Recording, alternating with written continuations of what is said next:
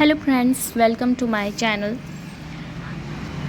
We are going with Celtic Greek series preparation, and in this connection this is the poetry section of the Celtic Greek syllabus, and this poem is by John Donne, Canonization.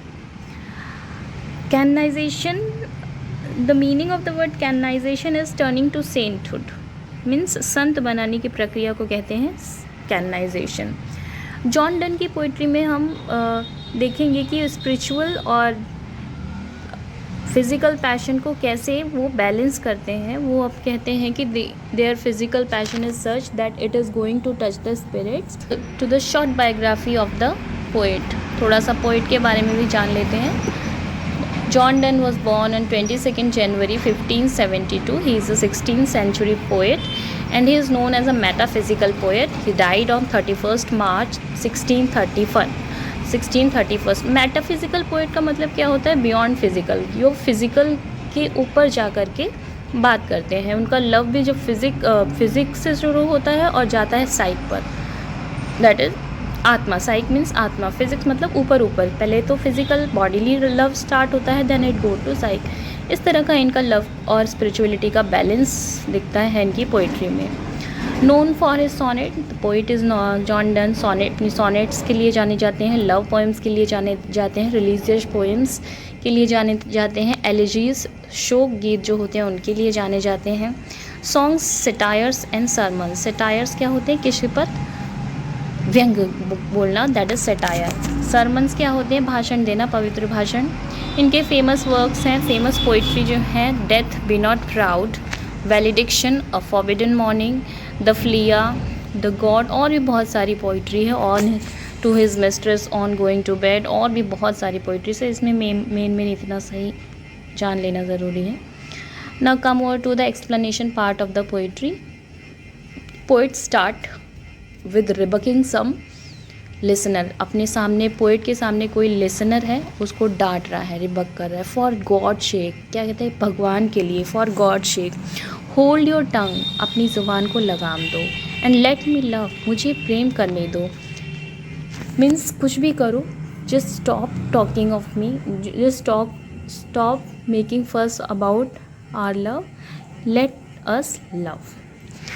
और chide my palsy away, या फिर तुम क्या कर सकते हो? Criticise. Child करोगे, criticise करो मेरी पैल्सी को. एक तरह की बीमारी है जिससे हाथ पैर हिलने लगते हैं, एक तरह से पैरालिसिस टाइप का कुछ.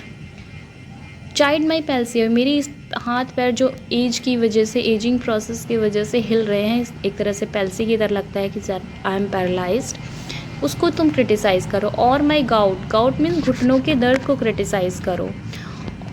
माई 5 ग्रे हेयर्स, या फिर मेरे जो ग्रे हो गए हैं बाल, जो ग्रे हो गए हैं, उनको क्रिटिसाइज़ करो. और रोइन फॉर्च्यून फ्लाउट, या फिर मेरा जो लुटा हुआ फॉर्च्यून है, मेरा जो बर्बाद हो गया हुआ भाग्य है कि मेरे पास पैसे नहीं है, नथिंग इज विद मी, उसको तुम कुछ भी करो, उसको क्रिटिसाइज़ करो. विद वेल्थ योर स्टेट, या फिर जाओ अपनी स्टेट को फ्लाउट करो, उठाओ, ऊंचा उठाओ. किसके साथ? वेल्थ के साथ, मतलब जाओ अमीर बन जाओ. Flout with wealth your state, अपनी स्टेट को ऊपर उठाओ. योर माइंड विद आर्ट, या फिर अपने माइंड को फ्लाउट करो, अपने माइंड को ऊंचा उठाओ. विद आर्ट, नए नए टैलेंट इकट्ठे करो, इम्प्रूव करो अपने माइंड को. टेक यू अ कोर्स, जाओ कोई कोर्स ले लो. गेट यू अ प्लेस, या फिर कोई जगह ले लो. Observe his honour, his honour मतलब जाओ राजा का सम्मान प्राप्त करो. और हिज ग्रेस, या फिर उसकी कृपा प्राप्त करो. और किंग्स रियल फेस और हिज स्टैम्प्ड फेस, जाओ राजा से मिल आओ, या फिर उसका स्टैम्प्ड फेस जाके उससे पैसे ले लो कुछ. स्टैम्प्ड फेस मतलब राजा का फेस होता था, स्टैम्प लगी होती थी राजा के फेस की, सिक्कों पर मोहर, या उस तरह के सिक्के प्राप्त कर लो जा कर के. Contemplate what you will approve, जो तुम्हें अच्छा लगता है उस पर कंटेम्पलेट करो, उस पर ध्यान दो. So you will let me love, लेकिन मेरे को क्या करो? लेट मी लव, हमें प्रेम करने दो. नेक्स्ट स्टेंजा में पोएट क्या कहते हैं? Alas, alas, alas means oof.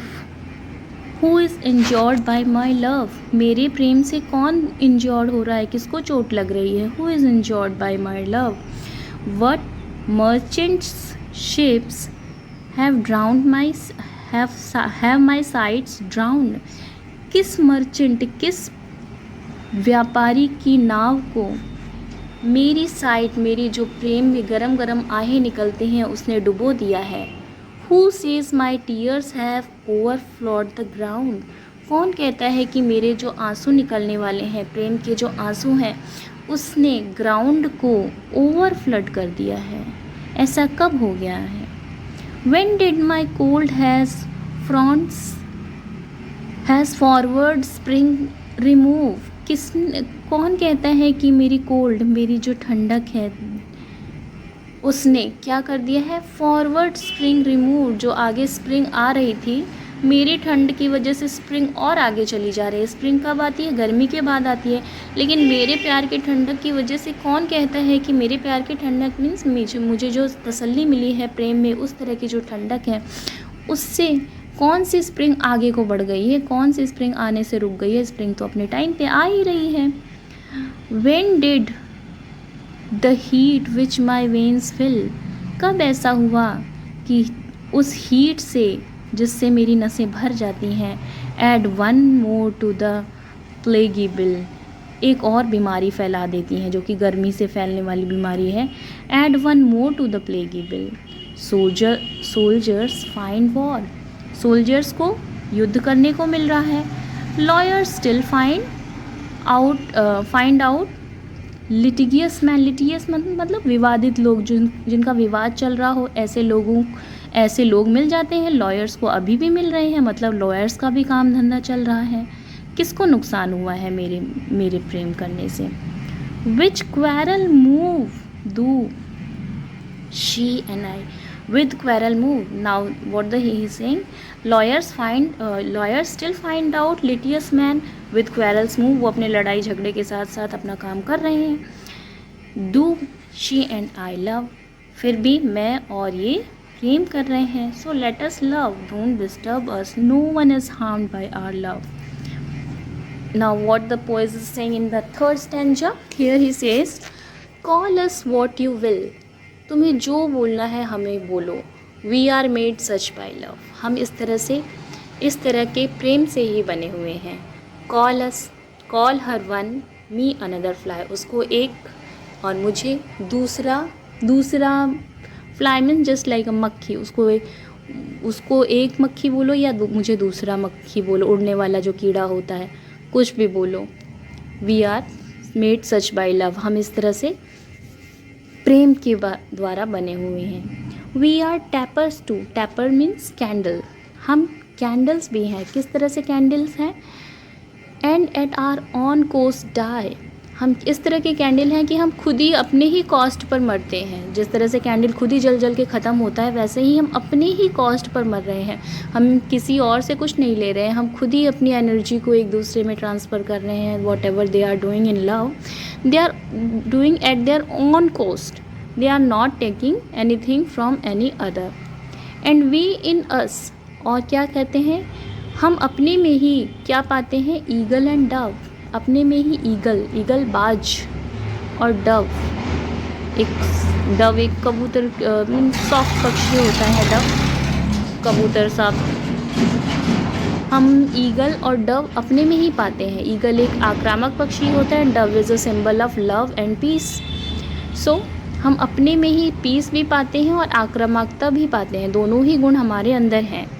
The phoenix riddle has more wit by us. Phoenix riddle क्या है? फोनिक्स एक तरह से एक मिथ है, जिसमें कि एक बर्ड होती है, वो एक peculiar time at the end, जब वर्ल्ड ख़त्म होता है तो इट डाइज़ आउट, वो मर जाती है और उसकी राखें बन जाती है। फिर जब वर्ल्ड की बिगनिंग होती है तो वो अपनी राख से ही, अपनी एशेस से ही दोबारा वो जिंदा होती है। तो कह रहे हैं कि फोनिक्स की जो पहेली है, अपने एक टाइम पे मर जाना और अपनी ही राखों से उस बर्ड का जिंदा होना, वो जो फोनिक्स रिडल है, फोनिक्स बर्ड की जो रिडल है, पहेली है, हम हैथ मोर विट बाय अस, हमारे प्रेम की वजह से उसमें एक और विट आ गई है. Wit means it has included, riddle में क्या होता है कि थोड़ी सी ट्रिक और विट लगानी पड़ती है, दिमाग लगाना पड़ता है, तो इससे उसमें और दिमाग लगाने की ज़रूरत है हमारे लव की वजह से. इसी जैसे फोनिक्स में होता है कि they die at their own cost and they burn in their own way, in the same way our love is too. So our love is finding more wit by phonics riddle. So to one natural thing both sexes fit. अब इसमें क्या कहते हैं कि phonics में ये भी होता है, it is not decided whether the bird is male or female. So to one natural thing, एक ही natural thing के लिए both sexes fit. Male female हम में कोई इस तरह से भिन्नता नहीं बची है, हम इतना एक दूसरे के प्रेम में खो गए हैं that we have become one. We die and rise the same. हम क्या करते हैं, मर जाते हैं प्रेम में ही और उसी में से हमारा जन्म भी होता है. And prove mysterious by this love, और क्या प्रूव करते हैं अपने आप को, मिस्टीरियस, रहस्यात्मक, by this love in the way phoenix riddle, phoenix की जो पहेली है कि it dies out at itself and is born by its ash only. So similarly we are also, in us also we are rising at our own cost and we are dying also at our own cost.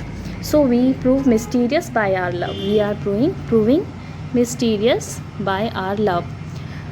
We can now come over to the next stanza. We can die by it if not live by love. अब poet क्या कहते हैं कि अगर हम प्रेम में ज़िंदा नहीं रह सकते, अगर हमारे प्रेम के साथ हमको एक्सेप्ट नहीं किया जा रहा, we are not let to live, we can die by it. हम प्यार में मर तो सकते हैं, no one can stop us. And if unfit for tombs and hearse, अगर हम बड़ी बड़ी टॉम्स के लिए अनफिट हैं कि हमारे लिए टॉम्स बड़े बड़े मकबरे बनाए जाएँ, our legends be and hearers our legends be, और हमारी कहानियाँ बनाई जाएँ और उसके लिए सुनने वाले श्रोता मिले हमको, it will be fit for verse. हम लोग वर्स के लिए फिट हैं, हमारे लिए बड़ी बड़ी कहानियाँ कथाएँ ना बनाई जाएँ, हमारे लिए बड़े बड़े टॉम्स ना बनाए जाएँ. It will be fit for verse, हमारे लिए छोटी सी कविता ही बना दी जाए, poetry form, verse means in the form of poetry, हमें पोइट्री के फॉर्म में ही रख दिया जाए हमारे प्रेम को. And if no piece of chronicle will we prove, अगर हमें बड़ी बड़ी कोई गाथा, क्रॉनिकल मीन्स लंबी लंबी गाथा, एक के बाद एक स्टोरी जोड़ जोड़ के बहुत बड़ी बड़ी कहानियाँ लिखी जाती हैं, इतनी बड़ी बड़ी कहानियाँ नहीं प्रूव कर सके हम, विल बुल्ट इन सोनेट्स, हम क्या करेंगे सोनेट्स के अंदर. सोनेट्स क्या होती है, 14 लाइन की छोटी सी पोएम होती है, एक छोटी. प्रिटी रूम्स, हम प्यारे प्यारे से रूम्स बना लेंगे सोनेट्स के अंदर ही, हमारे प्यार को सोनेट्स में ही बता दिया जाएगा. And as well as wrought urn, as well as a well-wrought urn becomes the greatest ashes as half acre storm. अब पोएट क्या कहते हैं कि क्या होता है कि एक well-wrought urn, एक छोटा सा अर्न, मतलब छोटा सा मिट्टी का बर्तन, बहुत ही ग्रेटेस्ट ऐश, बहुत महान लोगों की ऐश रख सकता है. एज हाफ एकड़ स्टॉर्म, जितने की हाफ एकड़ में बना हुआ कोई टॉम रखता है, वो टॉम भी ऐश ही रखता है. सो अ वेल ब्रॉट एंड, एक छोटा सा बर्तन भी हमारे ऐश रख सकता है हमारे मरने के बाद. एंड बाय दीज हाइम्स, और इन गीतों की वजह से, हाइम्स मीन्स प्रेयर्स, सॉन्ग्स, इन सॉन्ग्स की वजह से, छोटे छोटे जो सॉन्ग्स हैं सोनेट्स के फॉर्म में, all shall approve us canonised for love. All shall, सारे के सारे, जो भी सारे लोग हैं, मीन्स दुनिया के जो लोग हैं, ऑल शेल अप्रूव अस, हमें क्या अप्रूव कर देंगे, canonised. Canonise means that they have become sainthood, turning to sainthood. Sainthood actually एक प्रक्रिया है जिसमें किसी साधारण इंसान को जब संत बनाया जाता है चर्च में, तो that is canonization. So all shall approve, इस तरह से इन प्रेयर्स में, छोटी छोटी प्रेयर्स में, ऑल से सब लोग हमको क्या अप्रूव कर देंगे, canonised for love, that we have turn the spiritual symbol of love. And thus invoke us, और हमको इन्वोक करेंगे, जैसे देवी देवताओं को आवाहन किया जाता है वैसे हमारा इन्वोकेशन किया जाए, इवोकेशन किया जाएगा, that because we have become the saints of love. You whom revered love made one another's hermitage। किस तरह से हमें इन्वोक किया जाएगा, हमारा इन्वोक किया जाएगा कि ए देवी देवताओं, revered love made one another's hermitage, जिसने तुम दोनों ऐसे देवी देवताओं जिनका रिवर्ड मतलब समर्पित, जिनका रिवर्ड लव एक दूसरे के प्रति समर्पित लव, उस एक दूसरे के प्रति समर्पित प्रेम भक्ति ने तुम दोनों को क्या बना दिया, एक दूसरे के हर्मिटेज। हर्मिटेज मतलब कि एक तीर्थ स्थल बना दिया जहाँ पे संत रहते हैं, एक दूसरे के पुजारी बना दिया तुम दोनों को। You whom love was peace that now is raised। You कैसे आवाहन करेंगे, ए देवी देवताओं, तुम जिनके लिए लव एक शांति थी, लव एक शांति का प्रतीक था, दैट नाव इज रेज, अब क्या बन गया है, वो एक रेज, क्रोध, आक्रामक बन गया है, प्रेम का स्वरूप अब आक्रामक हो गया है। Who did the whole soul contract, who did the whole world soul contract and drove, जिन्होंने पूरे वर्ल्ड को कॉन्ट्रैक्ट कर लिया अपने ही अंदर, पूरी दुनिया को कॉन्ट्रैक्ट मतलब कि एक तरह से प्रेम में तुम लोगों ने अपने पूरी दुनिया को अपने अंदर समेट लिया। And drove into the glasses of your eyes, और अपनी आँखों के अंदर ले आए। सो मेड सच मिरर्स, और ऐसे मिरर्स बन गए, एंड सच स्पाइस, और इस तरह के झरोखे बन गए जिससे देखा जा सके, that they did all to you epitomise, कि पूरी ये दुनिया है, did all to you epitomise. Epitomise मतलब छोटे में किसी चीज़ को दिखा,